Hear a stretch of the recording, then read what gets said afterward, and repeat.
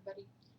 I'm Sandy Oliver again, and I'm going to be walking you through the exam number 1 study guide, kind of, sort of, and a little bit about how I work tests and what I expect from you and what I don't expect from you and all that kind of stuff. So this is the end of our first unit, and so it's the first test that we've had together, and I know it's always a little anxiety provoking when you don't know what the instructor's going to test you on.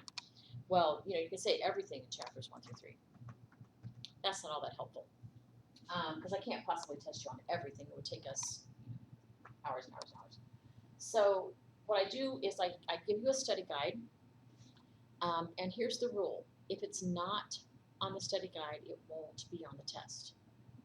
Okay? This is not a bait and switch. This is not, me trying to be mean and figure out ways to trick you. I want you to be able to tell me what you know, to do a good job at it, and I want to be able to get at all the ways we know things in these chapters, which is a tall order, I know, but I think I do a pretty good job. So for the study guide, there will be a whole bunch of stuff on there about preparing. Any of that you do and turn in is extra credit, okay? What gives you your homework credit, those first 20 points, is the practice questions at the end, okay? And I put them at the end because I want you to be ready. And then the second thing is the practice questions look like, they're not exact, but they look like some of the harder questions on the test. So I want you to practice ahead of time things that I think might give you trouble, okay? And so the study guide itself has at the top a list of matching, okay? And all I give you in the matching is the words that might be on the test, okay? I choose 20, and I use, for the most part, the glossary in the back of the book or notes inside the chapters to get at those definitions, okay? So study your book, leave Google out of it for now, okay? You'll do okay. So the prep looks just like, well, has the same sections as the test, okay? Exam 1 will have 20 matching. I will probably give you more than 20 to choose from. I won't give you all the pieces from the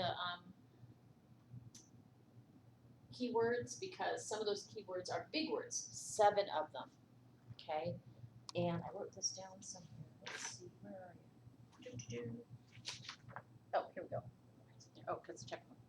Big words: critical thinking, argument, statement, worldview, evidence, deductive argument, and inductive argument. And for those 7 words, I want the exact wording from the book, okay? Preferably from the glossary. Okay, it's at the very back of the book, and you can look it up alphabetically. It's like a mini dictionary. It's just for this book, okay? Please use the official book definitions. Easy. Copy from the book, okay? This is not hard. Every semester, I have a few students who persist in looking things up on Google, and while they're reasonable definitions, they're not what the book says, okay? In some ways, like argument, you're going to get very different things, and you don't want to do that, okay? We're looking for the words from the book, okay? They're big words, so they're important. They're going to follow us through the rest of the book, so you know that. Then a bunch of short answer questions. Look at your practice questions. Look at homework questions, things like that. Some of those will show up just as they are. Some of them will show up with different aspects, and you'll have pieces of that. I'm going to give you some statements, some arguments to mark up. I'm going to give you some statements, some arguments to evaluate, okay? And I want you to be able to make your own examples for the 4 valid arguments, okay? So modus ponens, modus tollens, hypothetical syllogism, and the disjunctive syllogism. Not my examples, okay? I have some examples in the notes. I have some examples that I've done on the board here in the lectures. Don't use those. Use your own. Dr. Vaughn has tons of examples. Don't use those.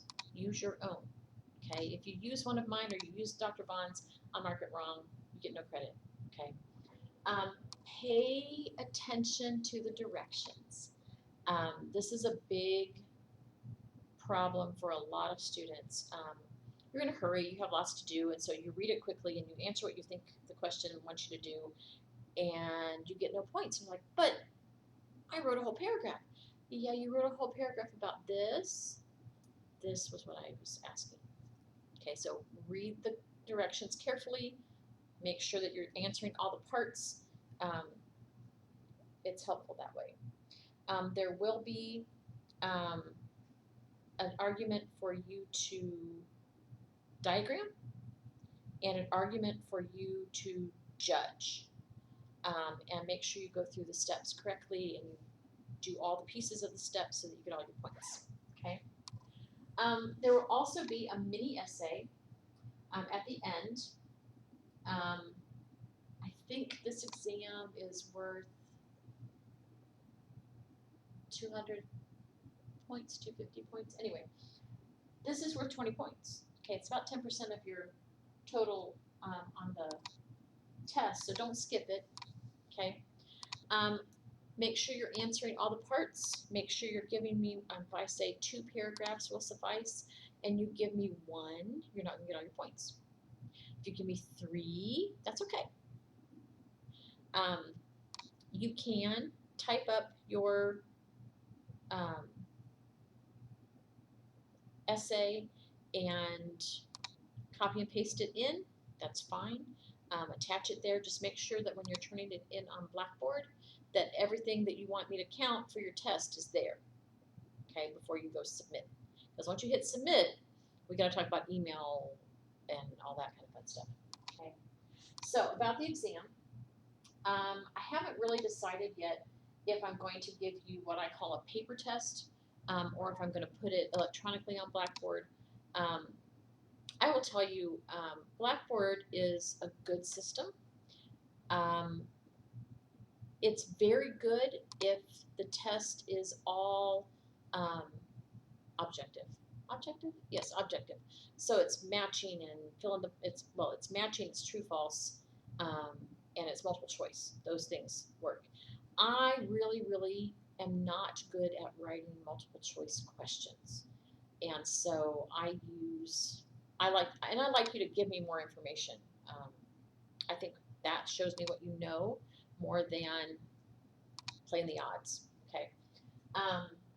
So what I'm planning to do really is I'm going to give you what I call a paper test.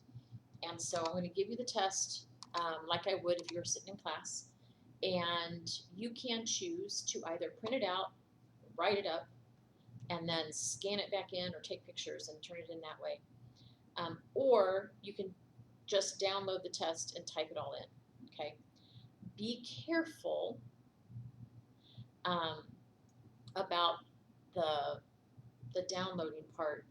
Before you get started, if you're going to type it all in, before you get started, go through and make sure that things are that are numbered sequentially and that you get rid of the lines, okay?